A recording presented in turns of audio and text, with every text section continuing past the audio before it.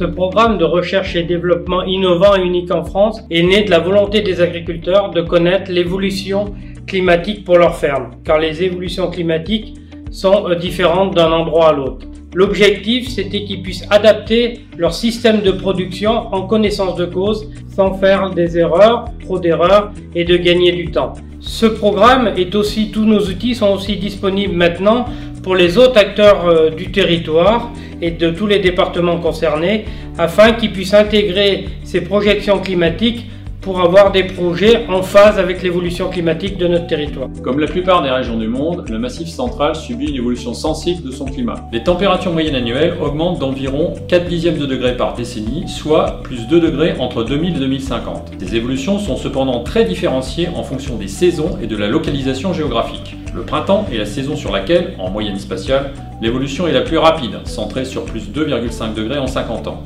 L'été, quant à lui, voit des évolutions rapides en périphérie jusque plus 3 degrés vers le sud-ouest, mais elles sont proches de 0 au cœur du massif. En automne, l'évolution est peu différenciée, de l'ordre de plus 1 à plus 1,5 degrés en 50 ans. Enfin, c'est en hiver que les évolutions sont ponctuellement les plus rapides, jusque plus 3 à plus 4 degrés en 50 ans au cœur du massif, mais seulement autour de plus 1 en périphérie. Les précipitations évoluent peu en cumul annuel, sauf vers le sud-ouest où elles peuvent perdre de 10 à 15% en 50 ans.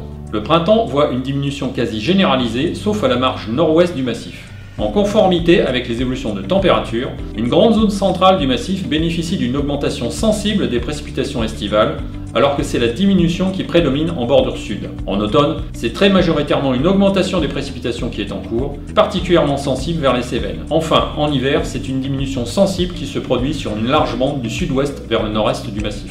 L'évolution du bilan hydrique, ce n'est pas seulement celle des précipitations. Il faut également intégrer l'évolution de la demande évaporatoire qui est sensiblement à la hausse à cause de la hausse des températures. Sur le bilan hydrique annuel, on perd de l'ordre de 100 mm en 50 ans sur les hauteurs et vers le nord-ouest, mais jusqu'à 250 mm vers le sud-ouest. Le printemps voit une baisse de 80 à 100 mm, s'approchant des 200 mm vers les Cévennes.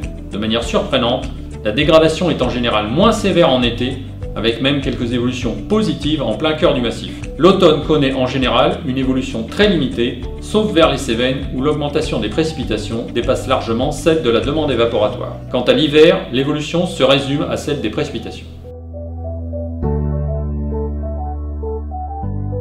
La date de mise à l'herbe se précocifie dans l'ensemble du département. La modulation provient essentiellement de l'altitude. Le décalage peut être limité à 7 jours en 50 ans dans la vallée de la Petite Creuse, mais il augmente graduellement selon l'altitude jusqu'à approcher les 2 semaines sur le plateau de Millevaches au sud-est. Le nombre de jours qui dépasse les 25 degrés entre le 15 mai et le 20 juillet, pertinent pour l'échaudage des céréales, augmente inversement à l'altitude du nord-ouest vers le sud-est. Les augmentations varient de plus 10 à plus 17 jours en 50 ans. À l'échéance 2050, ce nombre de jours handicapant le développement des céréales atteint ponctuellement 15 sur certaines zones du plateau de Millevaches et jusqu'à 35 jours dans les vallées au nord du département.